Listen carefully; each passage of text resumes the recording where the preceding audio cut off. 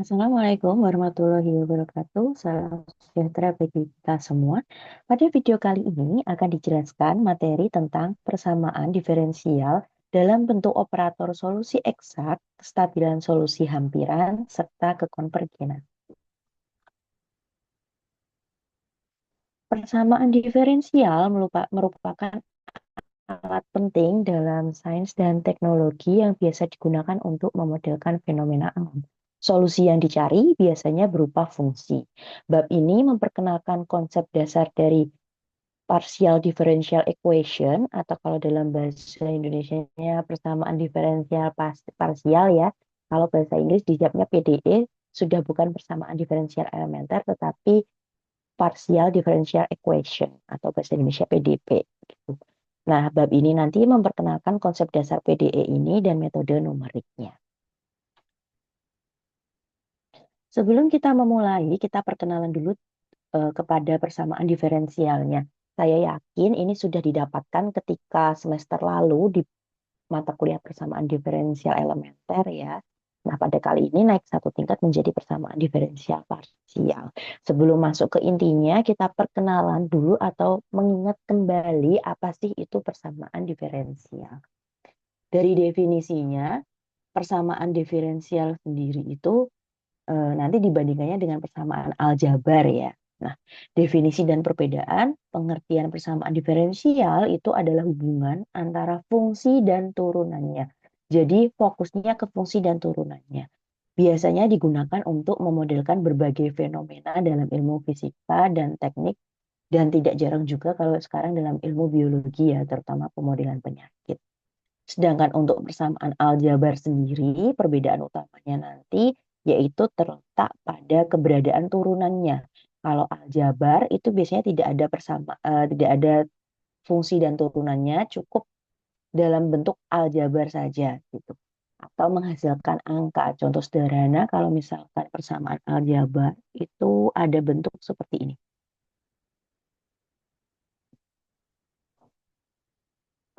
Nah, ini contohnya. Masih ingat ya, ketika SD itu matematika menyenangkan. Kemudian ketika kita naik satu tingkat ke SMP, kemudian ada satu variabel yang bikin jengkel, yaitu variabel X. Nah, itu merupakan salah satu contoh dari persamaan aljabar. Berikut adalah contohnya, yaitu X kuadrat dikurangi 2X tambah 1 sama dengan 6. Di sini persamaan bentuknya sama dengan aljabarnya dengan variabel. Nah, ini namanya persamaan aljabar. Tetapi kalau misalkan persamaan diferensial bentuknya ada fungsi dan turunannya. Contohnya adalah U aksen T ini sama dengan UT. Solusinya masih ingat kenapa seperti ini? Semoga masih ya. Kalau misalkan lupa, nanti akan kita bahas di contoh soal berikutnya. Ketemu nanti. Atau mau dibahas sekarang juga boleh. Ini nanti ada dua, mau mencari solusi karakteristik menggunakan akar atau menggunakan variabel terpisah juga boleh. Berarti kalau misalkan kita ubah ke dalam bentuk variabel terpisah ya, misalkan berarti di sini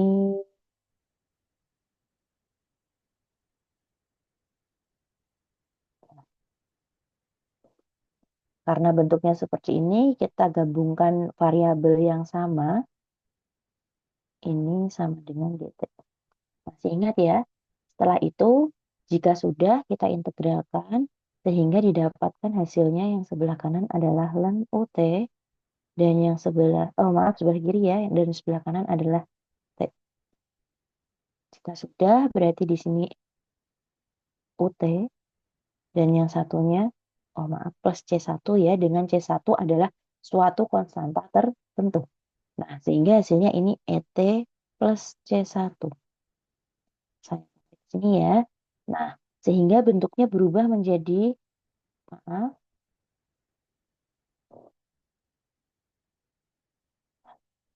sehingga bentuknya berubah menjadi UT sama dengan ET kali E pangkat C1. Atau dengan kata lain, UT sama dengan CET, dengan C-nya nanti suatu konstanta tertentu yang nilainya E pangkat C1. Gitu ya. Sehingga bentuk solusinya sudah cocok seperti itu. Nah, Dalam hal ini, kemudian jika ternyata nih nanti ada namanya syarat awal ya, bedanya PDE dan PDP salah satunya terletak pada syarat awal atau syarat batasnya. Ketika kita belajar PDE dulu belum belum tentu ada syarat awal atau syarat batasnya. Mungkin di PDP ini nanti akan dikenalkan syarat awal dan syarat batasnya. Contohnya, misalkan solusinya kan sudah ketemu nih tadi. Solusinya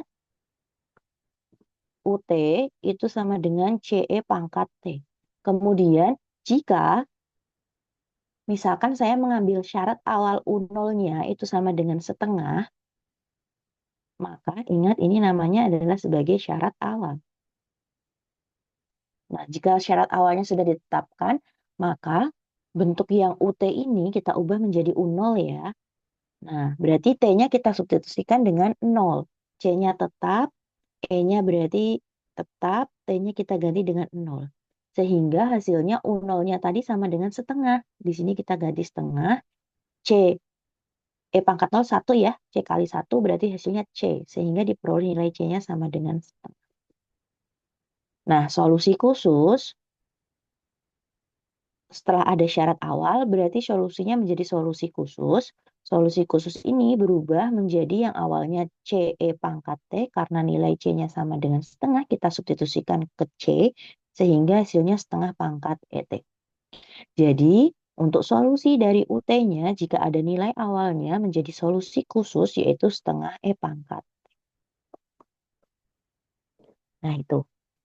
Semoga sih dulu di PDE saya lupa ya, semoga sudah diajarkan. Tetapi jika belum, kita refresh kembali. Ini merupakan contoh dari syarat awal. Saya lanjutkan. Selanjutnya ada jenis-jenis persamaan diferensial. Nah, kita masuk ke perkenalan antara ODE dan PDE. Kalau ODE, Ordinary Differential Equation, itu fungsi persamaan yang melibatkan turunan fungsi terhadap satu variabel saja. Kemudian contohnya karena melibatkan satu variabel saja, berarti contohnya cukup variabelnya misalkan T saja. Berbeda dengan PDE atau Partial Differential Equation atau disebut PDP. Kalau PDE ini melibatkan turunan fungsi terhadap beberapa variabel. Bedanya di sini. Contoh umumnya termasuk persamaan gelombang dan persamaan panas yang penting dalam fisika. Nanti kedua persamaan ini sepertinya di RPS-nya akan dibahas juga. Sudah lihat RPS-nya? Silahkan dilihat di link OneDrive-nya ya. Nah, untuk contoh PDE-nya sendiri, karena dia melibatkan beberapa variabel, sehingga contoh bentuk PDE-nya adalah sebagai berikut. Dari contoh ini berarti ada dua variabel ya, yaitu variabelnya, oh maaf, variabel yang pertama T dan X. Karena melibatkan beberapa variabel dalam hal ini dua, maka UT sama dengan UXX ini merupakan contoh dari PDE. Kita lanjutkan ke jenis-jenis persamaan diferensial masuk ke dalam contoh. Saya akan coba bahas satu-satu terkait apakah ini orde pertama, orde kedua, seperti yang sudah dijelaskan di PDE, apakah ini ODE atau ini PDE, gitu ya. Kita mulai dari poin A.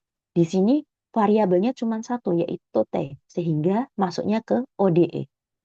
Kemudian, pangkat turunan tertingginya adalah satu ya, sehingga dalam hal ini A termasuk orde pertama. Dengan satu variabel berarti disebut ODE dengan orde pertama.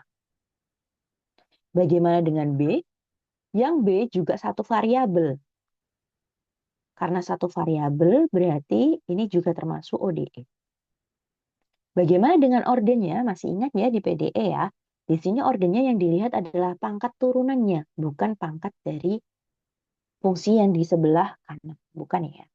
Sehingga ini juga termasuk orde pertama. Yang ke C, variabelnya cuma T, berarti termasuk ODE. Dan pangkat tertingginya satu, berarti orde pertama. Kita masuk ke yang D. D juga satu variabel, yaitu X. Berarti ini juga termasuk ODE. Tetapi derajat atau turunan pangkat tertinggi dari kasus ini adalah 2 sehingga ordernya orde kedua. Yang E variabelnya 1 ya, yaitu X, tetapi pangkat tertingginya 4 sehingga ini orde keempat. Jadi kalau misalkan nih kita ringkas, berarti A sampai E ini merupakan contoh dari ODE karena satu variabel. Kemudian poin A, B, C-nya ini ordenya pertama. Sedangkan yang D orde kedua. Dan yang terakhir yaitu E itu orde keempat. Semoga sampai sini paham ya. Jika ada kesulitan boleh ditanyakan via grup WA. Saya lanjutkan, bagaimana dengan contoh kasus F sampai M? Nah, kita lihat nih variabelnya jelas 2 ya, yang F X T, yang G juga X T, yang H X Y 2 juga, yang I X T X T saja walaupun di situ ada K-nya, K-nya sebagai koefisien ya. Kemudian yang J juga XT 2 variabel, K juga XT 2 variabel, L juga 2 variabel, dan M juga 2 variabel. Karena terdiri dari beberapa variabel, berarti contoh F sampai M ini termasuknya adalah PDE. Berarti ini sebagai contoh PDE. Bagaimana dengan ordenya? Kalau untuk ordenya ini sama seperti kasus sebelumnya ya, kasus ODE, kita lihat pangkat dari turunannya. Contohnya di sini UXX nih. Nah, X-nya double 2 kali. Berarti ordernya adalah order yang kedua. Bagaimana dengan yang G? G-nya T-nya 2 kali. X-nya juga 2 kali. Berarti ordernya juga order yang kedua. Kita lihat lagi yang I. Oh, di sini ada 1 kali nih. Ini juga 1 kali. Tetapi di sini ada X lagi. Berarti kan diturunkannya 2 kali ya. Jadi UXX nanti. Kalau bentuknya seperti ini. Kalau jadi UXX berarti ini order yang kedua juga. Kita lanjut yang ke J. J-nya di sini 2. Ini 2. Berarti yang J juga order kedua. Yang K ini order 1. Maaf. Ini turunan pertama. Ini juga pertama. Tetapi yang di sini ada turunan kedua. Sehingga K ini juga order kedua. Yang L kita lihat di sini turunan pertama. Oh, turunan pertama ya, sehingga L ini orde pertama. Dan M di sini X-nya 4 kali otomatis. Yang L ini adalah orde pertama. Alone ya, nggak ada temennya. Sedangkan F ini temennya banyak banget. F, G, H, I, J, K. Nah, ini sebagai orde kedua. Kemudian yang terakhir M, alone juga tetapi ordenya banyak, yaitu orde keempat. Sehingga dalam kasus ini, kalau orde seperti ini, ada beberapa konsep penting yang harus dikuasai. Yang pertama ada konsep tentang orde. Orde persamaan adalah turunan tertinggi yang muncul dalam persamaan. Menentukan kompleksitas dan perilaku solusi dari persamaan tersebut. Yang perlu digarisbawahi adalah turunan tertinggi. Yang kedua, linearitas. Kalau linearitas itu persamaan dapat digolongkan sebagai linear atau non-linear berdasarkan kesederhanaan hubungan antara variabel dan turunannya dalam persamaan tersebut. Setelah ada linearitas, oh ya mohon maaf, sebelumnya nanti linearitas ada ujinya, akan dibahas di slide berikutnya. Selanjutnya ada yang disebut homogenitas atau homogenus dan non-homogenus. Nah, ini menunjukkan sifat utama persamaan di mana yang pertama tidak memiliki suku bebas, sedangkan yang non-homogen nanti memiliki suku tambahan seperti itu. Jadi homogen tidak memiliki suku bebas, sedangkan yang non-homogen nanti jadinya memiliki suku tambahan. Nah, kita coba ke slide tadi ya. Nah, soal yang ini.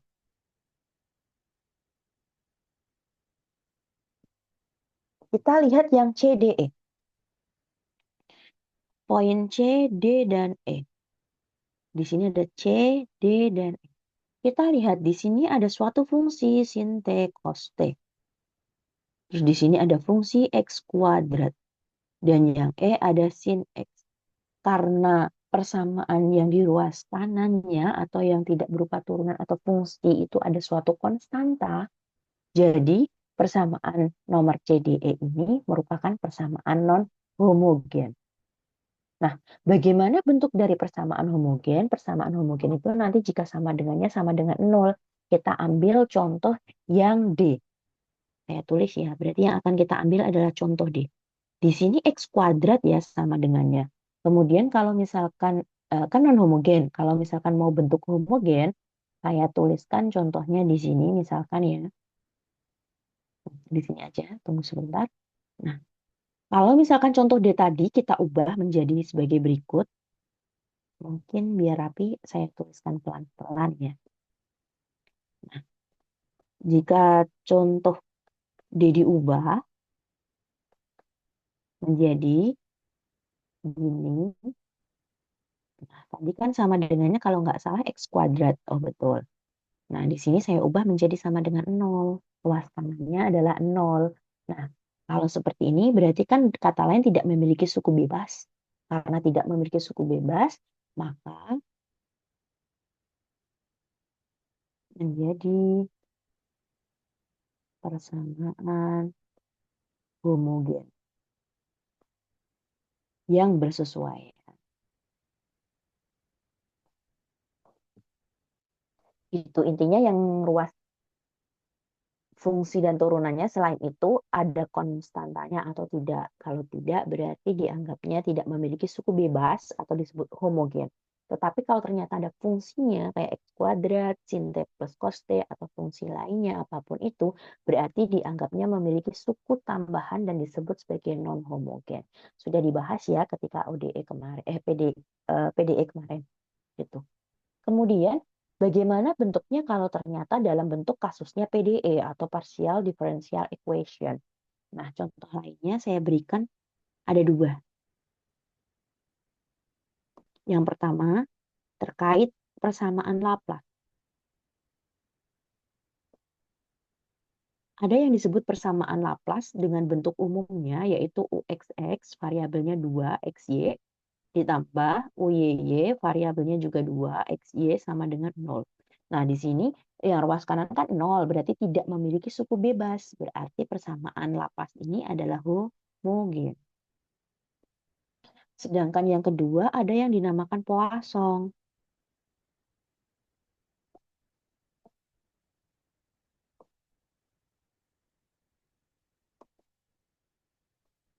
Ini dari Prancis ya, bacanya Poisson. Nah, ada persamaan Poisson. Poisson itu bentuknya UXX, X, Y, UYY, X, Y, tapi sama dengannya bukan 0, tapi Fx, Y. Nah, di sini berarti memiliki suku tambahan yaitu Fx, Y. Sehingga persamaan Poisson ini disebut non-homogen. Ada di sini apakah ada pertanyaan? Jika ada pertanyaan, jangan sungkan-sungkan, silahkan saja komentar di grup WA. Nah, selain order, linearitas, homogenitas, kemudian istilah lain yang digunakan yaitu koefisien konstan atau variabel. Ini sepertinya juga tanpa sadar sudah pernah dipelajari di PDE semester lalu. Nah, kita masuk ke persamaan linear dan persamaan non-linear. Kalau misalkan secara kasat mata gitu ya, nanti kita lama-kelamaan bisa nebak itu linear atau non-linear. Tetapi dalam hal persamaan linear versus non-linear ini tidak sembarangan kita bisa menjawab, oh itu linear, oh itu non-linear. Tidak. Ternyata harus dibuktikan. Dan sebagai mahasiswa matematika, wajib tahu ya kenapa itu persamaan linear, kenapa tidak. Nah, kita masuk ke definisinya terlebih dahulu. Persamaan linear itu yang memenuhi sifat superposisi, yaitu L alfa U ditambah B beta V itu harus nanti kalau misalkan dioperasikan sama dengan alfa LU ditambah beta LU. Kalau misalkan sifat superposisi ini dipenuhi, maka disebut persamaan linear. Kalau tidak dipenuhi berarti persamaan non-linear. Kita ambil contoh sederhana, simple ya. Contohnya sebagai berikut. Misalkan saya ambil ada LU itu sama dengan U aksen dikurangi U. Dengan U-nya bisa juga bentuknya seperti ini. Atau seperti ini. Misalkan. Tetapi kalau misalkan bentuknya tidak seperti ini, cukup yang LU saja juga boleh, tidak apa-apa. Kalau misalkan bentuknya U, nanti jadinya U-nya ada seperti ini, jadinya tidak diferensiabel ya, karena di sini ada titik-titik yang kadang jadi kontinu, tapi kontinunya bersyarat gitu. Nah, kalau misalkan ada kasus seperti ini, kita abaikan U-nya, kita cuma fokus ke LU-nya saja, yang sebelah sini. Kalau dilihat sekilas, iya itu linear gitu kan. Tetapi kalau misalkan sebagai mahasiswa matematika tadi ya, masa cuma iya itu linear, tidak. Kita harus membuktikannya terlebih dahulu. Cara pembuktiannya yaitu kita cari L alfa U ditambah beta V-nya. Nah, dari sini karena LU-nya U aksen dikurangi U, berarti kalau ada L alfa U ditambah beta V, jawabannya menjadi alfa U ditambah beta V ada aksennya dikurangi alfa U ditambah beta V. Dalam hal ini, alfa U beta V ini kita substitusikan ke U-nya. Nah, makanya yang satu ada aksennya, yang satu tidak. Seperti itu. Kalau sudah ingat, ini berarti petik satu tandanya turunan ya. Kalau ada alfa U yang diturunkan kan fungsi U-nya alfanya cuma mengikuti, sehingga hasilnya menjadi alfa U aksen ditambah beta V aksen. Dikurang alfa U dikurang beta V. Nah, kita jadikan satu yang ada alfanya sehingga diperoleh sebagai berikut. Jika sudah sama-sama punya alfa, kita keluarkan. Betanya juga kita keluarkan. Ingat, U aksen dikurangi U itu adalah LU. Sehingga kita bisa menggantinya menjadi LU. Berarti kalau di sini V aksen dikurangi V, otomatis jadinya LV. Ini memenuhi sifat superposisi. Nah, karena memenuhi ya, untuk setiap alfa, betanya ini elemen bilangan real, kemudian U dan V adalah suatu fungsi ya, atau sebarang fungsi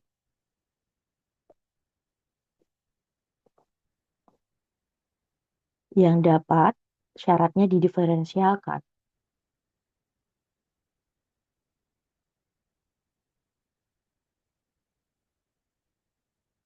Nah, saya kasih karena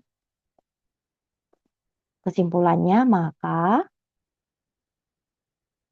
LU linear. Ini untuk contoh kasus satu, variabelnya cuma satu U saja. Gitu. Nah, kalau sudah seperti ini, ada contoh kedua. Bagaimana kalau ternyata bentuknya sebagai berikut?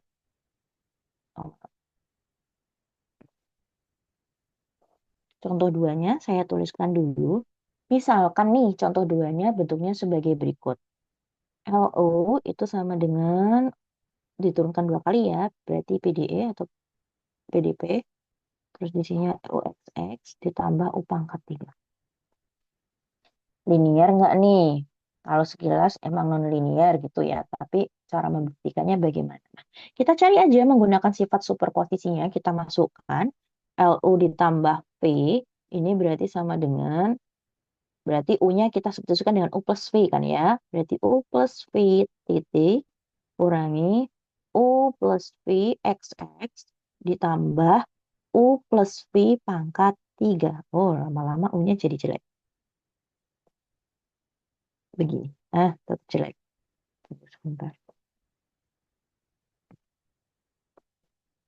Jika sudah, kalau seperti ini berarti U-nya diturunkan dua kali, ditambah V-nya juga V titik, dikurangi UXX, min lagi VXX, tambah U plus V pangkat 3. Nanti kalau saya U-nya agak ya. Nah, Jika sudah, kita mirip-mirip lah ya sama yang atas. Jadinya kita dengan UXX, kemudian dikurangi V ditambah U plus V. Bentuknya gimana ya? Ini kok bisa alfa LU ditambah beta LV gitu ya. Jadi kita harus semacam sederhana seperti contoh satu tadi. Nah, oleh sebab itu kita cari di sisi lain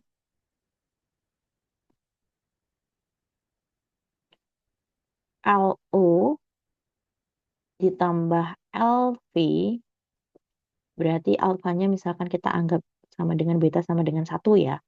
Gitu untuk mempermudahkan menghitung saja. Kalau mau yang lain juga boleh, mau pakai alfa beta juga boleh. Karena saya pengen simple aja, eh, saya ngambilnya alfa betanya sama dengan satu. Karena ini nanti endingnya kan sepertinya tidak linear ya, jadi boleh kalau ngambil. Tetapi kalau endingnya kayak linear, jangan ngambil sembarangan. Seperti itu. Karena kalau yang linear untuk setiap ya. Nah, untuk membuktikan bahwa itu tidak linear, berarti untuk setiapnya kita kontradiksikan atau kita negasikan, sehingga hasilnya negasi dari untuk setiap adalah terdapat. Kalau terdapat berarti boleh memilih. Seperti itu. Alasannya kenapa bisa memilih alfa betanya sama dengan satu. Nah, kalau sudah berarti LU ditambah LV-nya. Ingat, LU berarti UTT dikurangi UXX ditambah U pangkat 3. Sedangkan LV-nya berarti VTT dikurangi VXX ditambah V pangkat 3. Dari sini kita sesuaikan berarti UTT dikurangi UXX ditambah VTT dikurangi VXX ditambah U pangkat 3 tambah V pangkat 3. Nah, ini nih kasusnya yang membuat dia tidak linear.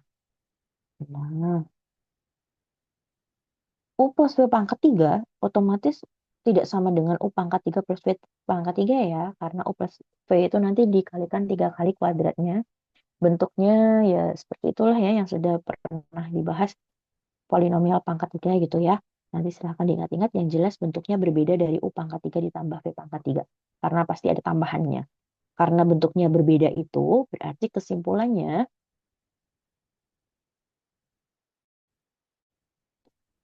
oh mohon maaf ya, nanti mungkin ada part 2-nya. Tunggu sebentar. Oke. Nah, karena seperti ini berarti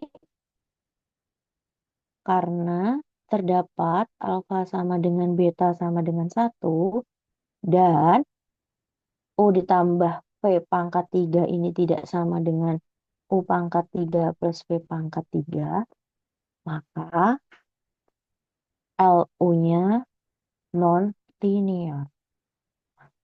Jadi nanti kalau misalkan ada latihan soal ditanya apakah linear dan non-linear, saya minta tolong dibuktikan ya. Linear dan non-linearnya menggunakan sifat superposisi. Jika memenuhi berarti namanya persamaan linear, jika tidak memenuhi berarti namanya persamaan non-linear. Seperti itu. Sebentar saya lihat dulu apakah masih ada waktu di Zoom meetingnya. Oh, masih ada. Saya lanjutkan sebentar. Nah, untuk selanjutnya ada yang disebut suatu, anggap saja teorema ya. Teoremanya berbunyi seperti ini. Nah, jika LU ini operator linier ternyata. Efeknya apa sih gitu ya? Maka jika lagi ternyata ada V1 dan V2 ini merupakan solusi PD atau solusi dari persamaan diferensial, maka kombinasi liniernya, masih ingat kombinasi linier? Alfa 1 V1 ditambah alfa 2 V2 itu nanti juga solusi dari persamaan diferensial. Ingat ya, jika ternyata LU-nya nanti operator linier, kemudian V1 V2-nya itu solusi dari persamaan diferensial, maka kombinasi liniernya yaitu alfa 1 V1 ditambah alfa 2 V2 itu juga merupakan solusi dari PD. Nah, ini tuh ternyata di PDS sudah pernah dibahas. atau di persamaan diferensial elementer mata kuliah ya, ini sudah dibahas. Silakan tinggal diingat kembali. Nah, untuk sementara video pertama ini sampai di sini dulu. Nanti akan saya lanjutkan slide berikutnya di video selanjutnya. Terima kasih atas perhatiannya. Semoga bermanfaat. Ingat, masih ada part 2-nya ya. Saya akhiri dulu sekian. Sampai jumpa di video lanjutannya. Terima kasih. Wassalamualaikum warahmatullahi wabarakatuh. Salam sejahtera bagi kita semua. See you.